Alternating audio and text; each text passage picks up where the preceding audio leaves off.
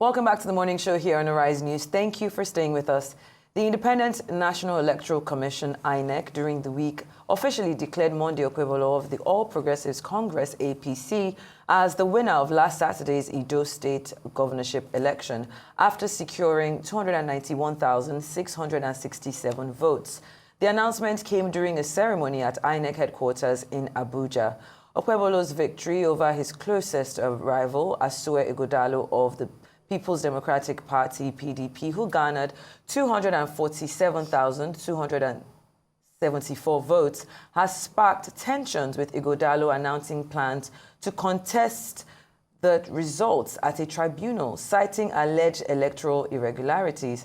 Despite claims of vote buying avoidance by the PDP, Ighodalo alleges that over 160 polling stations failed to use the bimodal voter accreditation system, contributing to a stolen mandate.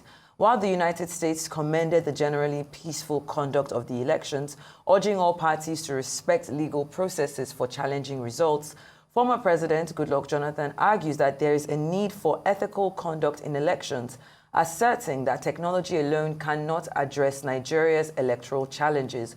Well, with us now is Mathew Iduoriyekeme, Director General of the PDP Campaign Council, Edo State, who joins us now to review the Edo State governorship elections. Welcome to the show, sir. Thank you. Good morning. Good morning. Good morning. Good Thank you morning. for being It's here. my pleasure to be here. Yes. Right. Well, INEC has declared Mathew winner of the Edo State governorship elections. We were here last Saturday for a very long time waiting for those results. But I want to know what your thoughts are in INEC's handling of the elections, especially in terms of transparency and fairness. And I ask this because, of course, the PDP has alleged irregularities in the Edo State elections. Could you elaborate on the specific instances that you believe made this election process compromised?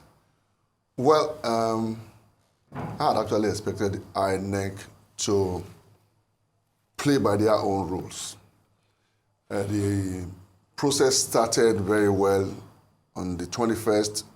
Voters came out. Yes, the turnout may not have been the numbers that we expected, but because, of the perceived federal might, heavy security presence in the state, I think a lot of people were scared with the way the APC was going about the campaign, threatening people. But then accreditations were done, they used their BVAS machines, and everybody voted. And like where I voted, everybody, we voted, the votes were sorted out, they were counted, and it happened in very many places, like across the state. Yes, APC won in some of their areas where they are strong. PDP also won in most of the areas. And I will tell you that from what happened in that state that day, PDP had most of the votes. Asue Ighodalo won that election by well over 65%. Now, where did the game change? When it was now time for the collation, they set up, IREV is a property of the INEC. They set up the IREV and the results were, being thrown up. That is not to say that every result on that IREV was credible, because there were some of them that you could see obvious, bypass of the BVAS, which was the mode to accredit people to vote in that election. But even with that going on, they still saw that the results were not adding up. Now, they now went to the unconventional part of the election, and that was now using the security agencies and INEC itself to collate results and to drive away people. Take, for instance, I am from Ighodalo local government area. At about 7 p.m. on that day, what happened? An Assistant Inspector General of Police comes to the collation center, asks everybody to move now to INEC headquarters from the local government collation center. They were doing that in Ighodalo, they were doing that in Oredo, they were doing that in Ego. Those were the areas where Asue won by well over 80% of the total vote cast. And that is the most populated part of the state, because that is the urban part of Edo State. Now, when people were asking why, the next thing the police directed that tear gas should be shot, and they tear gas the people, and in that panic, they bundled both the collation officers and everybody to to the INEC headquarters. I went to the INEC headquarters. The kind of security I saw in INEC headquarters with the police, different tactical teams and the red beret, the blue beret, the green beret, the black beret, all the beret that is possible to see in the police force were there with armored personnel carriers. They were all there. And now we were restricted from going in. Then when did I now raise alarm? My own local government collation agent for the PDP was not allowed access into the collation center. Then I started to reach out. When we reached out, I found out that I discovered that it was the REC himself who was now writing new results. The REC and one woman, what's her name again? Mrs. Anne Iduoriyekeme also. She's from INEC headquarters. She was the one doing it. They were writing it. They've not started writing out of my local government. They were rewriting the results inside INEC headquarters. And that made me to go. Do you have video evidence of these allegations? Of course, I can show you some. I can show you a few. I can show you a few on my phone later. Now that made me to cry out to the governor of the state, and the governor came and went into INEC, and the REC went to hide in his office and locked up his office and started making calls and bringing in the security agents and all that. We were in INEC from about 1 a.m. till about 5 a.m. that morning. We left with the promise that they would take the collation back to the local government collation centers. For my local government, yes, they took mine back, but they didn't take Oredo and they got back. And we know where they wrote all these results. In Esako West, where Oshomole is from, for instance, the people were collating the results, and they were trying to add up figures. Whereas in Esako, about 70% of the votes you will see coming from Esako, there were no accreditation. Those votes were not, they didn't use the BVAS, and they were all clear cases of overvoting. How come all these allegations escaped the election monitors, the media, and independent people who were on the ground, during the voting? Most of these things, like I'm saying to you, happened in the night. It didn't happen during the day. No, when you said that people were not accredited to vote. I don't know what happened to them. Okay, I'll give you an example, for instance. Take somewhere like in Akoko Edo Ward 6, in a place called Ikakumo, for instance, where, for instance, they said APC had about 1,002 votes or 4 votes, and PDP having 2 or 4 votes, I don't know. Come on. That is a place where they allege that the entire number of registered voters in that community voted. So nobody traveled, nobody was sick, nobody died. In that, since the time they did the voters, whatever. And how do you go to a place like Kakuma and see 1,000 people on election day when you cannot see that same person, that same number in a particular area in Benin City that is densely populated? But those are issues that we will be looking at in the courts, But which is the question that I would like to ask you next. It's 1 week after the elections. Monday Okpebholo has received his certificate of return. The president has met with him, and of course he's preparing to take over.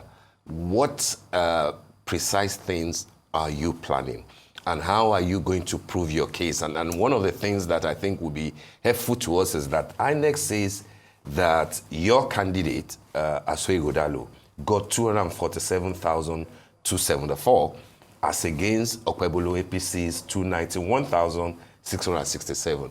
What did your own situation room tell you that was different? Well, I will tell you for free that the results that INEC had posted is completely different. As we speak right now, we're still collating and putting them together. But I will tell you that from what we have, Asue Ighodalo won that election by well over 30,000 votes. What figures did your situation room give you? I cannot give you the exact figure right now, but because we are still working, we are still putting them together, because we are getting our agents to bring out the results. Don't forget that there was massive harassment, like in this West, like that I was talking about. In the process of them trying to bring in new results from the one that they were collecting, they shot the vice chairman of the local government, who is still in the hospital. Nobody talked about it. And you talk about election monitors being there. If they couldn't monitor that there were sporadic gunshots and the vice chairman of West local government was shot, and the man is still in the hospital, lying critically ill in the hospital. So what was that during the protest, or there was No, an during uproar. the collation, Yeah. while they were bringing in the results, they went to cook outside to bring it to the collation center, working with the with the collation officers. They called the collation officer and the EO for that local government. As soon as they called them out, they started to shoot. While they were shooting, the funny part is they now abandoned the results that were being collated in that place, and they took the new ones with the collation officer straight to Benin to announce that as the results. So when you add up all those results, take like Oredo for instance, Oredo that they rewrote. What we have in Oredo, we won Ward 2 by over 5,000 votes. We won Ward 7 by over 4,000 votes. We won Ward 1 by over 2,000 votes. We won Oredo with over 14 to 15,000 votes. But what did they do? They deducted about 4,000 votes from Oredo results and added about almost 14,000 votes to the APC results. The same thing they did in Ighodalo.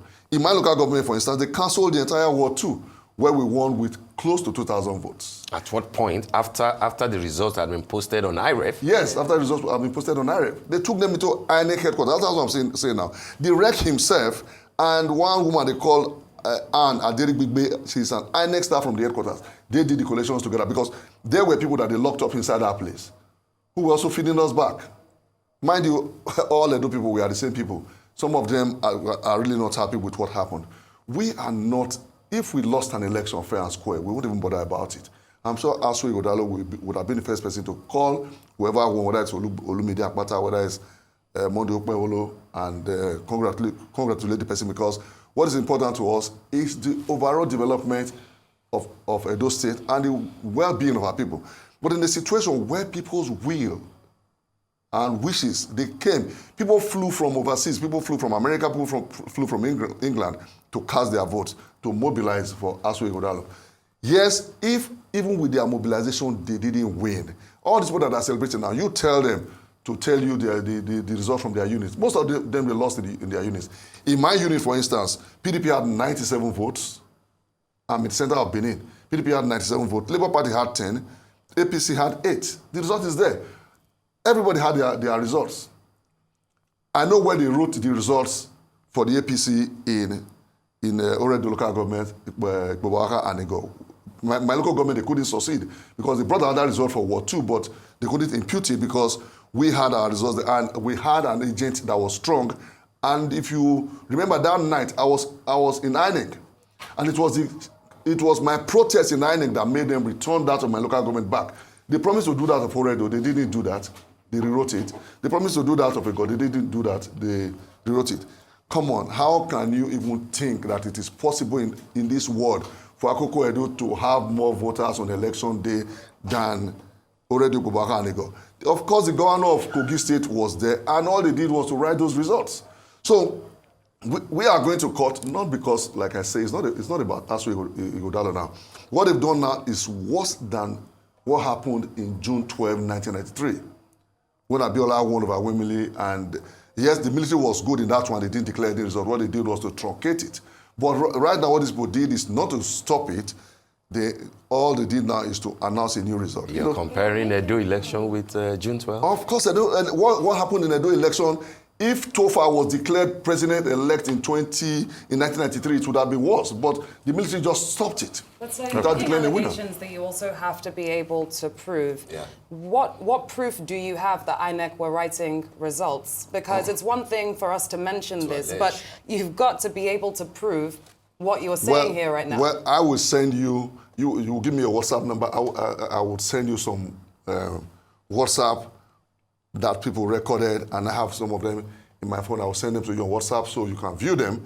And then you can also see the result, like I was talking about Isako West. The original results in Isako West, by the time they came and started shooting, they abandoned the results that they were collecting. Those results that were collecting, the police took it and handed it over to our party agent, who went to make statements to the police and brought those things to Benin.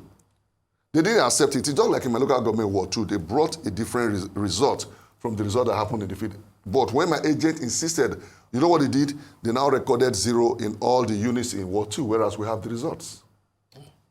So the evidence is overwhelming. Like I said, even the blind could see what happened in Edo State. But I mean, another clear impact on the results in Edo State was also voter turnout, which was lower than the 2020 elections, I believe around 22.4%. To you, does this suggest that people are losing hope in the electoral process? How do you also think this impacted the outcome of the elections as well? Well, what happened was that, if you recall, we didn't sign the peace accord. The reason was that the police had strongly become partisan. And they brought in a lot of security presence, and people were even calling. They don't want to come out to vote. They are scared. They don't want to know what was happening. And the APC people were being guided by the police. Like what they did on that Saturday night. If it was not for the police, there's no way that was possible because they don't have the numbers. They don't have the people. They couldn't do that. So they needed the Nigerian police force to do that.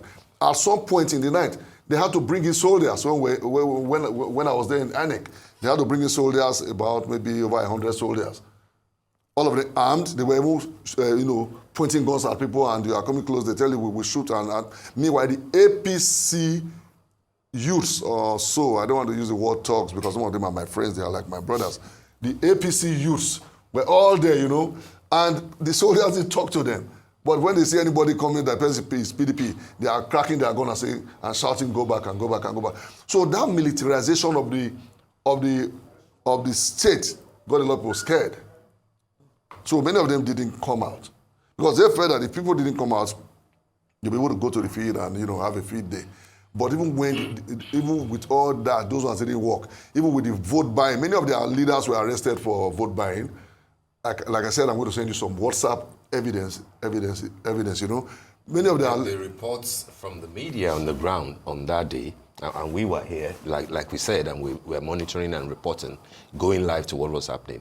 The two key parties were found wanting in the area of vote buying, including your party. I can tell you, let them bring out anybody in PDP who was involved in vote buying. The Asue Ighodalo that you see, do you see him as someone that will bring out money for vote buying? Asue Ighodalo is like Obaseki. When it comes to spending, they are very prudent. What I mean, they believe that in service you don't have to go and buy votes, but they believe that sell yourself, market yourself, follow the regular campaign routines. Spend money on that one. You buy petrol, you see people, you do rallies, you do those things. That is the process. And that process, you will spend money. But to give somebody 10,000 to buy his comfort for the next 4 years, no, Asue Ighodalo will never participate in that. He will never do that. So when they say, tell them to give you the records of people that were involved in vote buying. The police arrested some persons that day. The FCC arrested some persons that day. And the DSS arrested some persons. Let them give you the political affiliations of those persons and tell me who among them is PDP. All right then. Well, Mr. Mathew, I want to talk about something else that happened, last week, Saturday, during the elections. We were, on air covering it. Had a couple of correspondents on ground, and we were prompted to a press conference that was put together by the outgoing Governor Obaseki and Asue Ighodalo, and I think it was Governor Fintiri of Adamawa State as well, where they had started to read out the results of, the results coming in from the different polling centers, and that had to be stopped abruptly. Even while we were on air, it was a bit interesting to see because INEC hadn't started to, announce the election results. I'd like to understand the reasoning behind that. What exactly prompted, the governor and Asue Ighodalo to call that press conference and, just read it out as it were? You will recall that in the night, like I said, the governor went to INEC headquarters where the REC himself and the Mrs. Anne Aderigbe were personally collating the results for a local government. If I can just come in here. When you say the governor went to, and even in him doing that, that's not allowed, is it? Only agents are supposed to go to the INEC HQ to be able to monitor. Whether you like it or not, the governor is a member of a political party. In a situation where the agents of your political party are locked out and the collation process was suddenly and abruptly put to a stop, of course, he had to awaken the sensitivities of our people. He had to go and meet INEC. Why would you stop this process? we've had Obaseki elections. We've seen elections before. You and I know that elections, they start collating by 12 midnight. The results start trickling in. What INEC did was like, they stopped the entire process, locked out the PDP agents, while the REC and the other INEC people that they were, in the Collating the results. in the I don't use collating look formal. In that infamous act, were doing the things that they were doing. So you're saying he went there strictly to defend his votes? He went there to the defend, votes. as far as I'm concerned, the elections that took place in Edo State. You wouldn't have the right to do that anyway. No, those people should. I also think that as INEC, if you want to stop a process, and now that this process is put on hold, everybody's aware. Not like you militarize INEC, and then you lock out our agents, and then you are writing results by yourself. Come on, this is democracy. Let me tell you, we are either democratic, or we are in a dictatorship, or we are in a military regime. Even in the military regime, it wasn't what we witnessed in Edo State.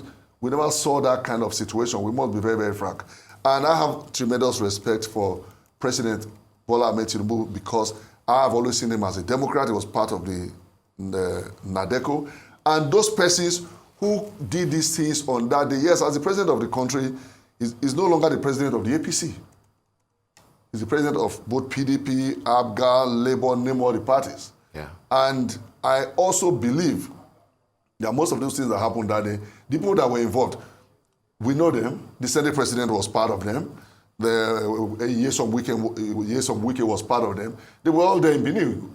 So it's not something they did. Adams Oshiomhole was the lead culprit. They were all there doing the things they were doing. Well, I mean, these are allegations, Mr. Mathew. These are allegations. Let me give you what the other side of the analysis and the argument that people are making, so that it won't be a one-way kind of traffic.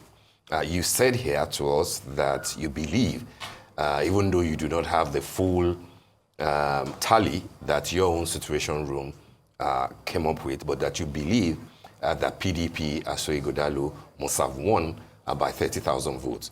With well over 30,000. With over 30,000. Sure. But INEC is saying that Monday Okwebolo of APC won by slightly more than 40,000. Because that is cooked results. Okay, so the reason why people think that it might be plausible is because of the quality of the people who otherwise would have been part of the success story of PDP, but who are no longer there. And they mentioned Danobi, for example, of the PDP, as you know. Without him, it would have been tough in 2020 when Governor Obaseki and Shaibu, the deputy governor, went there.